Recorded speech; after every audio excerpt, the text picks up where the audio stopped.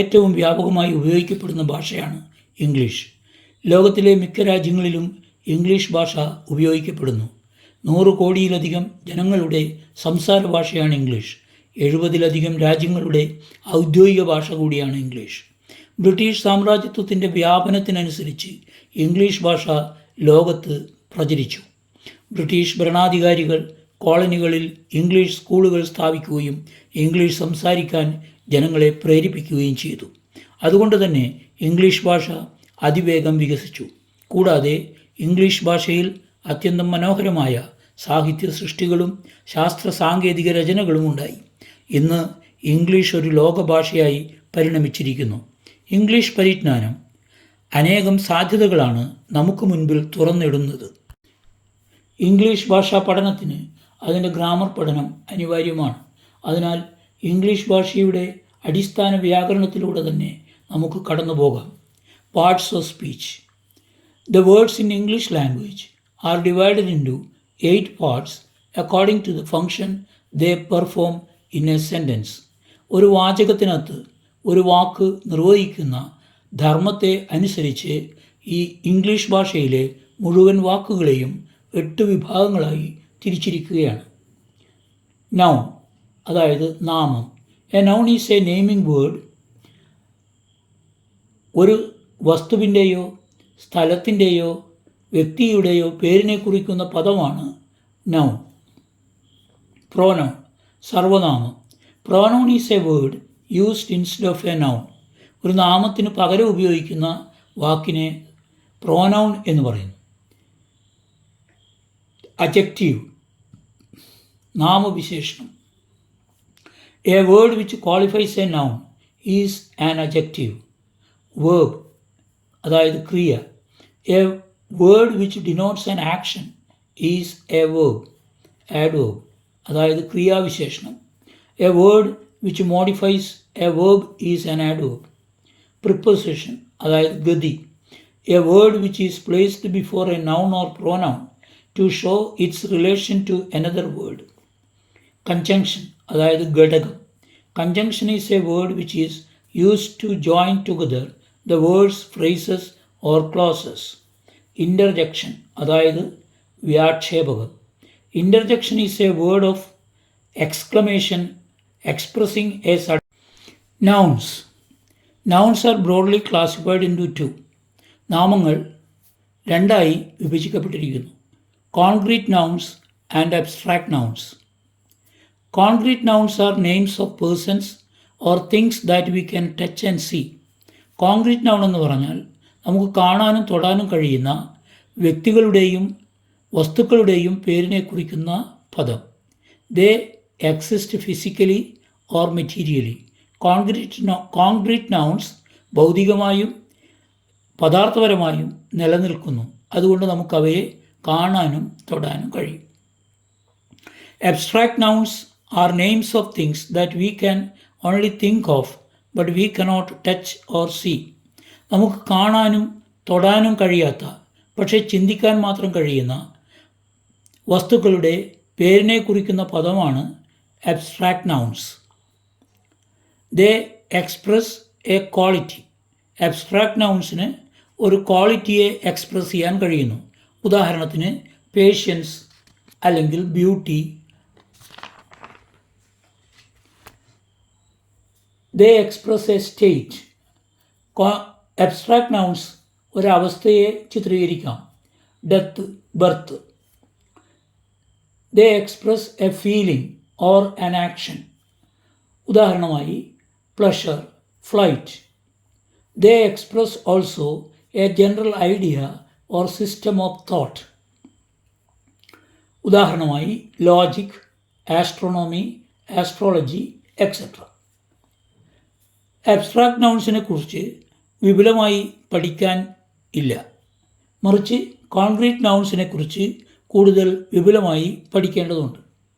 Concrete nouns. Concrete nouns can be subdivided into 4 groups. ഒന്നാമതായി proper nouns. These are names of particular persons, places or things. പ്രത്യേക വ്യക്തികളുടെയോ വസ്തുക്കളുടെയോ സ്ഥലങ്ങളുടെയോ പേരിനെ കുറിക്കുന്ന പദമാണ് proper nouns. Proper nouns begin with capital letter. Proper noun എഴുതുമ്പോൾ ആദ്യത്തെ അക്ഷരം വലിയ അക്ഷരമായിരിക്കണം, അഥവാ ക്യാപിറ്റൽ ലെറ്റർ ആയിരിക്കണം. പ്രോപ്പർ നൗണിനുള്ള ഉദാഹരണങ്ങൾ ഇപ്പോൾ Kumar K, Moideen P, Brooke Bond T, Delhi, Africa, Kerala, ഇതുപോലെ അനേകം ഉദാഹരണങ്ങൾ നമുക്ക് പറയാം. അടുത്തത് common nouns. A common noun is the name of a common thing or class of persons. ഒരു കോമൺ നൗൺ എന്ന് പറയുന്നത് ഒരു വിഭാഗത്തിന് പൊതുവിൽ പറയുന്ന ഒരു ക്ലാസ് ഓഫ് പേഴ്സൺസ്, അതല്ലെങ്കിൽ കോമൺ തിങ്, ഒരു പൊതുവായ വസ്തു, അല്ലെങ്കിൽ ഒരു വസ്തുവിന് പൊതുവായി പറയുന്ന പേര്, അതിനെയാണ് കോമൺ നൗൺ എന്ന് പറയുന്നത്. It is a name common to many. ഇത് ഒരുപാട് വസ്തുക്കൾക്കോ ഒരുപാട് വ്യക്തികൾക്കോ പൊതുവായുള്ള പേരാണ്, അതുകൊണ്ടാണ് കോമൺ നൗൺ എന്ന് പറയുന്നത്. Example: king, river, mountain, tree, chair, man, cow. Collective nouns. These are names of groups of persons or objects of the same kind considered as a single whole. ഒരേ വിഭാഗത്തിൽപ്പെട്ട ഒരു പറ്റം ആൾക്കാരുടെയോ വസ്തുക്കളുടെയോ കൂട്ടത്തെ നമ്മൾ വിളിക്കുന്ന പേരാണ് collective noun. Examples of collective nouns R as follows: A crowd of people, A heard of കാറ്റിൽ, A fleet of ships, A team of players, A flock of sheep, A squadron of aeroplanes. A collective noun is usually singular. അപ്പോൾ പൊതുവെ collective nouns singular ആയിട്ടാണ് ഉപയോഗിക്കുന്നത്. Material nouns. These are names of materials or substances out of which things are made. Material nouns എന്ന് പറഞ്ഞാൽ ഏതിൽ നിന്നാണോ നമ്മൾ മറ്റ് വസ്തുക്കൾ ഉൽപ്പാദിപ്പിക്കുന്നത് അത്തരം വസ്തുക്കളുടെ പേരിനെ കുറിക്കുന്ന പദമാണ് മെറ്റീരിയൽ നൗൺ. ഉദാഹരണത്തിന് marble, glass, tin, paper, wood, gold, silver, aluminium, etcetera. These are all material nouns. Iron. These are all material nouns out of which things are made.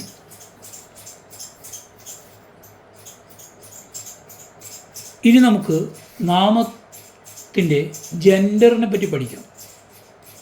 ഇപ്പോൾ സ്വാഭാവികമായും 3 വിഭാഗങ്ങളായിട്ടാണ് തിരിച്ചിട്ടുള്ളത്: masculine gender, feminine gender, neuter gender. ഇപ്പോൾ masculine gender എന്താണ്? All names of male animals or persons are of masculine gender. Example: boy, king, man, father, lion, bull. അടുത്തത് feminine gender. All names of female animals or persons are of the feminine gender. Girl, woman, mother, lioness, cow, queen. These are all feminine gender. Ways of forming feminine gender. Masculine ജെൻഡറിൽ നിന്നും എങ്ങനെയാണ് feminine gender form ചെയ്യുന്നത് എന്ന് നോക്കാം. By using separate words. അതായത് masculine ജെൻഡറിൽ നിന്നും വ്യത്യസ്തമായ വാക്കുകൾ ഉപയോഗിച്ചുകൊണ്ട് ഉള്ള ഫെമിനിൻ ജെൻഡറുണ്ട്. അത് നിലവിൽ ഇംഗ്ലീഷ് ഭാഷയിൽ നിലനിൽക്കുന്നതാണ്. അവ ഏതൊക്കെയാണ് എന്ന് പഠിച്ചെടുക്കുക എന്ന് മാത്രമാണ് നമ്മളിൽ നിക്ഷിപ്തമായിട്ടുള്ളത്. കിങ്, അതിൻ്റെ ഫെമിനിൻ ജെൻഡർ ക്വീൻ. ബോയ്, അതിൻ്റെ feminine gender girl. Brother, sister. Sir, madam. Bull, cow. Horse, mare. Dog, bitch. Cock, hen. ഇങ്ങനെയാണത് പോകുന്നത്. ഇപ്പോൾ സെപ്പറേറ്റ് വാക്കുകളാണ് ഫെമിനിൻ ജെൻഡറിനുള്ളത്. By adding ESS to the masculine gender. Masculine ജെൻഡറായിട്ടുള്ള വാക്കിനോട് ESS ചേർത്തുകൊണ്ട് നമുക്ക് അതിൻ്റെ ഫെമിനിൻ ജെൻഡർ ഉണ്ടാക്കാം. ഉദാഹരണമായി heir, heiress, heir HEIR, heir means അവകാശി. അപ്പോൾ അതിൻ്റെ ഫെമിനിൻ ജെൻഡറാണ് ഹെയറസ്. ആക്ടർ എന്ന വാക്കിൻ്റെ ഫെമിനിൻ ജെൻഡറാണ് ആക്ട്രസ്. Host, hostess. ഹോസ്റ്റ് എന്ന് പറഞ്ഞാൽ ആതിഥേയൻ, ഹോസ്റ്റസ് എന്ന് പറഞ്ഞാൽ ആതിഥേയ, അത് അതിൻ്റെ ഫെമിനിൻ ജെൻഡറാണ്. Master, mistress, count, countess. Count എന്ന് പറഞ്ഞാൽ പ്രഭു, അപ്പോൾ കൗണ്ടസ്, പ്രഭി. Lion, lioness. By adding a word indicating gender before or after the main word.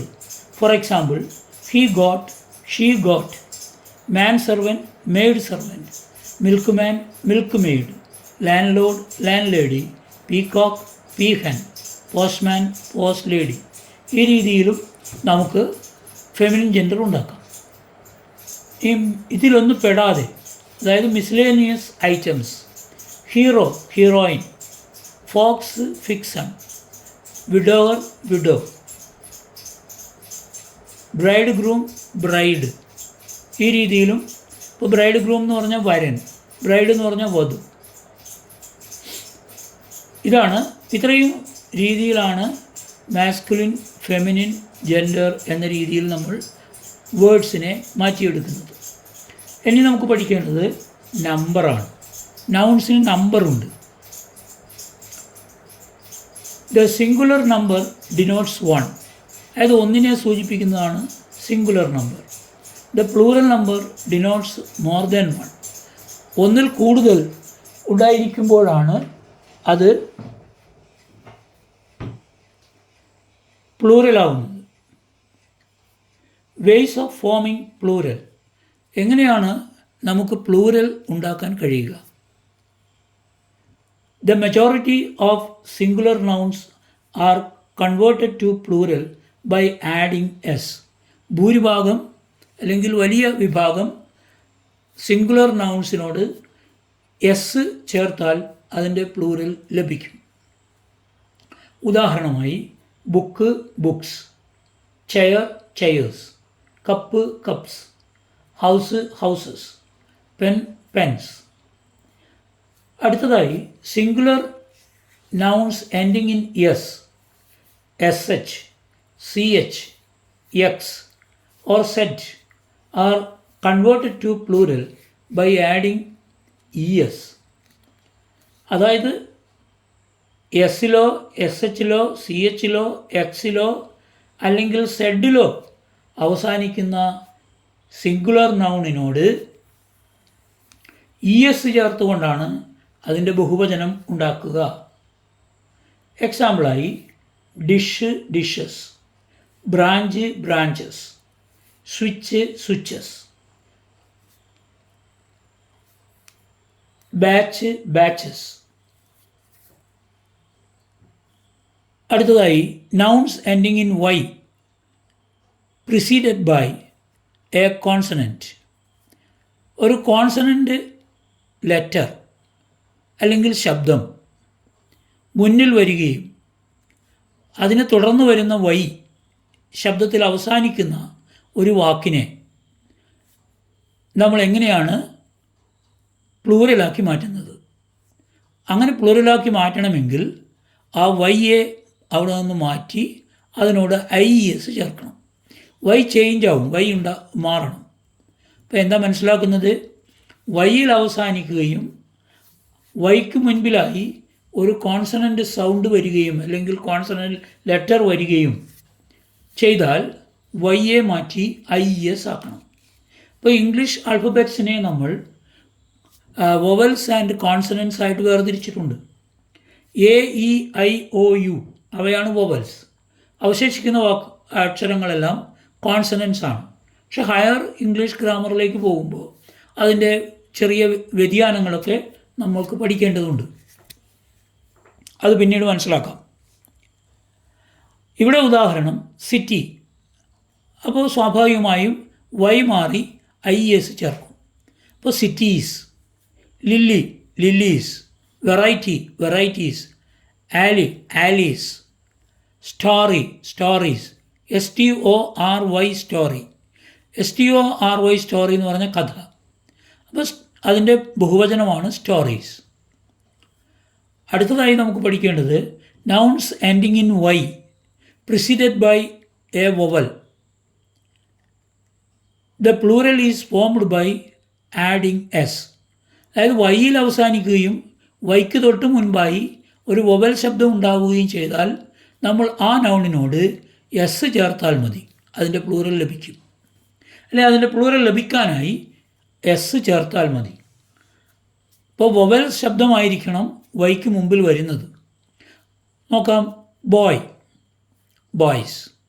Story, ഇവിടെ സ്റ്റോറി എന്ന് പറയുന്നത് നില, കെട്ടിടത്തിൻ്റെ നില, 1ാം നില 2ാം നില അങ്ങനെ പറയുന്നത്. STOREY. See the spelling difference.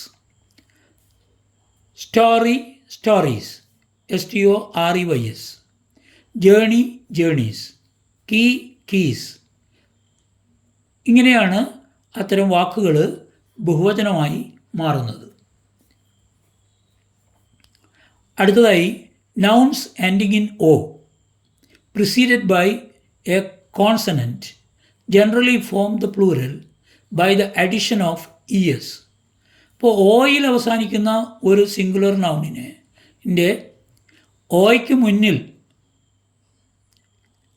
ഒരു കോൺസണൻറ്റ് ലെറ്റർ വരികയാണെങ്കിൽ, കോൺസണൻറ്റ് ശബ്ദം വരികയാണെങ്കിൽ ആ വാക്കിനോട് ES ചേർത്തുകൊണ്ടാണ് അതിൻ്റെ പ്ലൂറൽ ഉണ്ടാക്കുന്നത്. ഉദാഹരണമായി tomato, tomatoes. A few nouns form their plural by changing their internal vowel. കുറച്ച് നൗൺസ് അതിൻ്റെ ഉള്ളിൽ കിടക്കുന്ന, അല്ലെങ്കിൽ ഇൻറ്റേർണലായിട്ട്, ആഭ്യന്തരമായിട്ട്, അല്ലെങ്കിൽ അതിൻ്റെ ഉള്ളിൽ കിടക്കുന്ന, ആ വാക്കിൻ്റെ ഉള്ളിൽ കിടക്കുന്ന വൊവൽ ശബ്ദത്തിൻ്റെ രൂപം മാറ്റിക്കൊണ്ടാണ് പ്ലൂറൽ ഉണ്ടാകുന്നത്. അത് വളരെ പ്രത്യേകതയാർന്നതാണ്.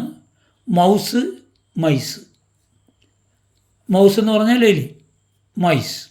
മാൻ, men. Foot, feet. Goose, geese. Goose എന്ന് പറഞ്ഞാൽ അരയൻ.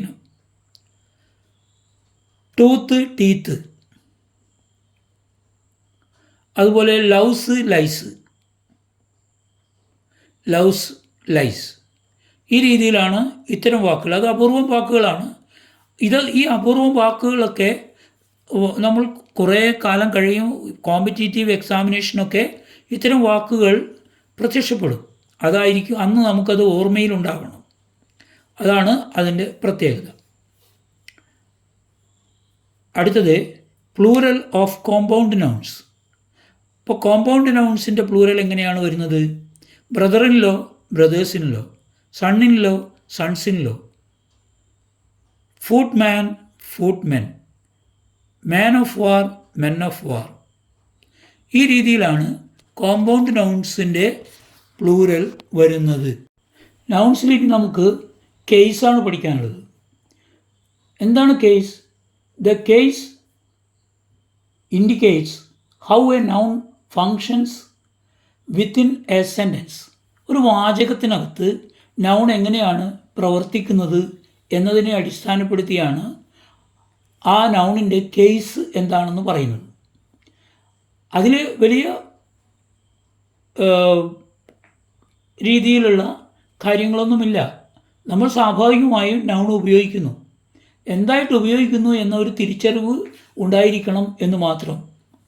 അതിലൊന്നാമത്തത് the nominative case. When a noun is used as the subject of a verb it is in nominative case. അത്രയേ ഉള്ളൂ. ഒരു വാചകത്തിലെ സബ്ജക്റ്റായി ഒരു നൗൺ ഉപയോഗിക്കുമ്പോൾ അത് നോമിനേറ്റീവ് കേസാണ്. ഉദാഹരണം എന്താണെന്ന് നോക്കാം. Shankar built a house. Who built? Shankar built. Raju bought a motor bike. ആരാണ് വാങ്ങിയത്? രാജു. റഹീം ഹെൽപ്ഡ് ഗോപകുമാർ. ആരാണ് ഗോപകുമാറിനെ സഹായിച്ചത്? Rahim. Hari saw Mohan in the street. Hari saw Mohan. ആരാണ് ഹരിയെ കണ്ടത്? ആരാണ് മോഹനെ കണ്ടത്? ഹരി. അപ്പോൾ ഇതാണ് സബ്ജക്റ്റ്. അപ്പോൾ ഇവിടെ ശങ്കർ, രാജു, റഹീം, ഹരി ഇവയെല്ലാം സബ്ജക്റ്റായിട്ടാണ് ഈ സെൻറ്റൻസുകളിൽ പ്രവർത്തിക്കുന്നത്. അതുകൊണ്ട് അവയെ സബ്ജക്റ്റീവ് കേസ് ആയി യൂസ് ചെയ്തിരിക്കുന്നു എന്ന് പറയാം. അടുത്തത് ഒബ്ജക്റ്റീവ് കേസാണ്. ഒരു നൗണ് ഒബ്ജക്റ്റായിട്ട് ഉപയോഗിച്ചാൽ അതിനെ ഒബ്ജക്റ്റീവ് കേസ് എന്ന് പറയും. A noun which is the direct object. അവിടെ ശ്രദ്ധിക്കണം, രണ്ട് തരത്തിലുള്ള ഒബ്ജക്റ്റ് ഉണ്ട്, ഡയറക്റ്റ് ഒബ്ജക്റ്റ്, ഇൻഡയറക്റ്റ് ഒബ്ജക്റ്റ്.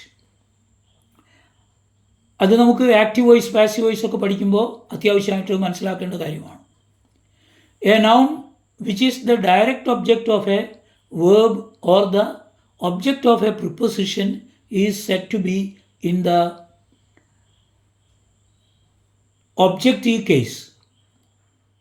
എന്താണ് അത് നോക്കാം. നമുക്ക് നേരത്തെയുള്ള ആ 3 വാചകം തന്നെ 4 വാചകങ്ങൾ തന്നെ എടുക്കാം. Shankar built a house. എന്താണ് അദ്ദേഹം നിർമ്മിച്ചത്? ഒരു വീട്. ഇപ്പോൾ what? Raju bought a motor bike. What? A motor bike. Rahim helped Gopakumar. Whom? Hari saw Mohan in the street. Hari saw Mohan in the street. Hari saw Mohan. ആ മോഹൻ എന്നുള്ളതാണ് ഇവിടുത്തെ ഒബ്ജക്റ്റ്. ഇത്തരം വാക്കുകളെല്ലാം ഒബ്ജക്റ്റീവ് കേസിലാണ് ഉപയോഗിച്ചിരിക്കുന്നത്. അടുത്തതായിട്ട് മൂന്നാമത്തെ കേസ് എന്ന് പറയുന്നത് പോസസീവ് കേസാണ്.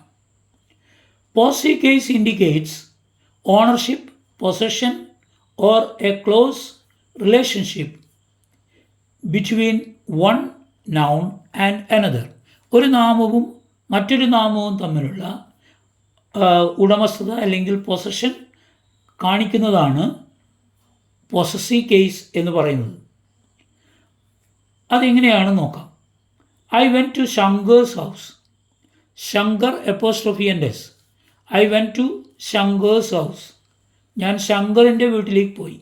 അപ്പോൾ ശങ്കറിൻ്റെ എന്ന് പറയാൻ നമുക്കവിടെ എപ്പോസ്ട്രോഫി ആൻഡ് എസ് ചേർക്കേണ്ടി വന്നു. This is Gopal's bicycle. ഇത് ഗോപാലൻ്റെ ബൈസിക്കിളാണ്. In the above sentences Shankar's and Gopal's express possession. അപ്പോൾ അവിടെ ആ 2 വാചകത്തിലും ശങ്കേഴ്സ്, ഗോപാൽസ് എന്നുള്ളത് പൊസഷൻ എക്സ്പ്രസ് ചെയ്യുന്നതാണ്. അടുത്തതായി ദ ഡേറ്റീവ് കേസ്. എന്താണ് dative case? The noun or pronoun which forms the indirect object of a verb is said to be in dative case.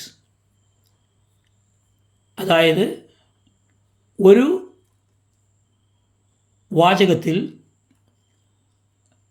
അതിൻ്റെ വെർബിൻ്റെ indirect ഒബ്ജക്റ്റായി നിൽക്കുന്ന നൗണിനെയോ പ്രൊനൗണിനെയോ ആണ് നമ്മൾ ഡേറ്റീവ് കേസ് എന്ന് പറയുന്നത്. അപ്പോൾ ഇവിടെ എന്താണ് ഡേറ്റീവ് കേസ് എന്ന് നോക്കാം. I gave Sita a present. I gave Sita a present. ഞാൻ സീതക്ക് ഒരു പ്രസൻറ്റ്. I gave. ഗേവ് എന്ന വെർബിൻ്റെ ഡയറക്റ്റ് ഒബ്ജക്റ്റ് എന്ന് പറയുന്നത് എ പ്രസൻ്റാണ്. അവിടെ ഇൻഡയറക്റ്റ് ഒബ്ജക്റ്റ് ഏതാണ്? സീതയാണ്. I gave Sita a present. To whom എന്നതിൻ്റെ ഉത്തരമാണ് Sita. Sudha send me a book. Sudha എനിക്ക് ഒരു പുസ്തകം അയച്ചു തന്നു. അവിടെ സീതയും മീയും, സീത നൗണാണ്, മീ പ്രോനൗണാണ്. ഇവ രണ്ടും ഡേറ്റീവ് കേസിലാണ് ഉപയോഗിച്ചിരിക്കുന്നത്. സാധാരണയായി നമ്മൾ വായിക്കുന്ന വാചകങ്ങളിൽ ഇത്തരം കാര്യങ്ങളൊക്കെ കാണാം. ഇതെന്താണ് എന്ന് മനസ്സിലാക്കിക്കൊണ്ട് വായിക്കുമ്പോഴാണ് നമുക്ക് ആ വാചകത്തിൻ്റെ അർത്ഥത്തിലുള്ള സൗന്ദര്യം മനസ്സിലാവുക. അപ്പോൾ ഇതാണ് ഈ കാര്യങ്ങളിൽ പഠിക്കാനുള്ളത്. ഇനി ഒരു കേസ് കൂടി നമുക്ക് പഠിക്കാനുണ്ട്. അതാണ് the vocative case or nominative of address. നമ്മൾ ഒരാളെ അഡ്രസ്സ് ചെയ്യുന്നത് എങ്ങനെയാണ് ഇംഗ്ലീഷിൽ? വാക്കാൽ പറയുന്നതും എഴുതുന്നതും തമ്മിൽ വ്യത്യാസമുണ്ട്. അതായത് വൊക്കേറ്റീവ് കേസ് എന്ന് പറഞ്ഞാൽ ഒരാളെ അഡ്രസ്സ് ചെയ്യുക. അങ്ങനെ അഡ്രസ്സ് ചെയ്യപ്പെടുന്ന പേരിനെയാണ് വൊക്കേറ്റീവ് കേസിൽ ഉപയോഗിച്ചു എന്ന് നമ്മൾ പറയുന്നു. ഉദാഹരണം നോക്കാം. Tom come here. ഇവിടെ ടോം എന്ന് എഴുതിയിട്ട് ഒരു കോമ ഇടണം. അപ്പോൾ അതുകൊണ്ടാണ് ടോം. അവിടെ നമ്മൾ ഒരു ഷോർട്ട് ബ്രേക്ക് ഉണ്ട്. Tom come here. ഇവിടേക്ക് വരൂ. അതൊരു ഇമ്പറേറ്റീവ് സെൻറ്റൻസ് ആണ്. Tom come here. അപ്പോൾ ഇങ്ങോട്ടേക്ക് വരൂ. Imperative sentence. അതിലേക്ക് നമുക്ക് പിന്നീട് വരാം. Tom come here. അടുത്തത് friends let us form a charitable trust. Take a break Gopi. ഇപ്പോൾ ടേക്ക് എ ബ്രേക്ക് കഴിഞ്ഞൊരു കോമയുണ്ട്, എന്നിട്ടാണ് ഗോപി എന്ന് എഴുതുന്നത്. ഫ്രണ്ട്സ് എന്ന് എഴുതി ഒരു കോമയുണ്ട്. Let us form a charitable trust. നമ്മുടെ ആൻ്റണി സ്പീച്ച് തുടങ്ങുന്നത് അഡ്രസ്സ് ചെയ്തുകൊണ്ടാണ്, ജനങ്ങളെ അഡ്രസ്സ് ചെയ്തുകൊണ്ട്. ഫ്രണ്ട്സ്, റോമൻസ്, കൺട്രിമെൻ എന്നാണ് അഡ്രസ്സ് ചെയ്യുന്നത്. അതിനെയാണ് വൊക്കേറ്റീവ് കേസ് എന്ന് പറയുന്നത്. ഒരാളെ അഡ്രസ്സ് ചെയ്യുമ്പോൾ അതിനെ ആ അഡ്രസ്സ് ചെയ്യുന്ന മെത്തേഡ് നമ്മൾ എഴുതി വെക്കുമ്പോൾ അതിനെയാണ് വൊക്കേറ്റീവ് കേസ് എന്ന് പറയുന്നത്. അത് നമ്മൾ സംസാര ഭാഷയിലാകുമ്പോൾ നമ്മൾ അത് ആ ബ്രേക്ക് ചെയ്തുകൊണ്ട് പറയണം. അതായത് ടോം കം ഹിയർ.